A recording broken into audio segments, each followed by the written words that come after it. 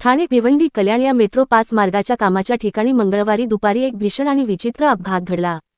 शहरातील नारपोली ते धामणकर नाका दरम्यान सुरू असलेल्या मेट्रोच्या पुलावरून एक लांब लोखंडी सळई थेट रस्त्यावरून जाणाऱ्या रिक्षावर कोसळली आणि आत बसलेल्या प्रवाशाच्या डोक्यात घुसली। रमजान उर्फ सोनू अली वर 20 असे गंभीर जखमी झालेल्या प्रवाशाचे नाव आहे। या घटनेमुळे मेट्रो प्रकल्पांच्या सुरक्षेचा मुद्दा पुन्हा एकदा ऐरणीवर आला आहे। ही धक्कादायक घटना मंगळवारी दुपारी 2 वाजण्याच्या सुमारास भिवंडीतील नारपोली ते धामणकर नाका दरम्यान घडली, जिथे ठाणे भिवंडी कल्याण मेट्रो 5 प्रकल्पाचे काम सुरू आहे।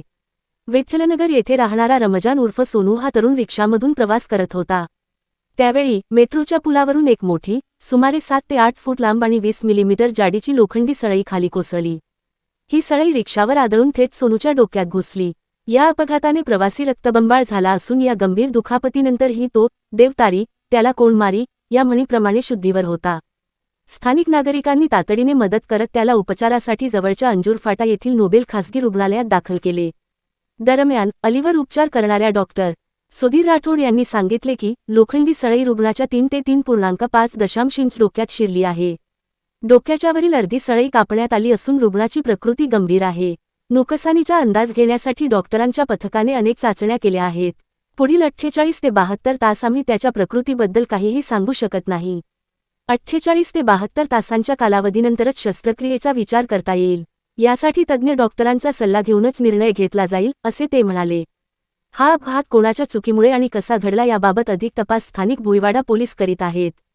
मुंबई महानगर प्रदेश विकास प्राधिकरणाने MMRDA या घटनेसाठी स्थापत्य कंत्राटदार असलेल्या अफकॉन्स कंपनीला 50 लाख रुपयांचा दंड ठोठावला आहे। डेक स्लॅबसाठी 2 महिन्यांपूर्वी लावण्यात आलेल्या तात्पुरत्या आधार प्रणालीचा भाग असलेला हा रॉड खाली पडल्याने बांधकामाच्या ठिकाणच्या सुरक्षा नियमावलीवर चिंता व्यक्त केली जात आहे।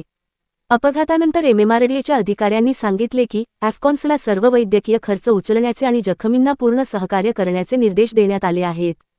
ठेकेदारावरील 50 लाख रुपयांच्या दंडाव्यतिरिक्त MMRDAने पर्यवेक्षणातील त्रुटींसाठी सिस्ट्रा इंडिया या कंपनीलाही 5 लाख रुपयांचा दंड ठोठावला आहे। या दुर्घटनेची चौकशी करण्यासाठी आणि भविष्यात अशा घटना टाळण्यासाठी उपाययोजना सुचवण्यासाठी मेट्रो मार्ग 2 चे जनरल कन्सल्टंट असलेल्या एका कंपनीच्या मुख्य सुरक्षा व्यवस्थापकांच्या अध्यक्षतेखाली एक स्वतंत्र चौकशी समिती नेमण्यात आली आहे।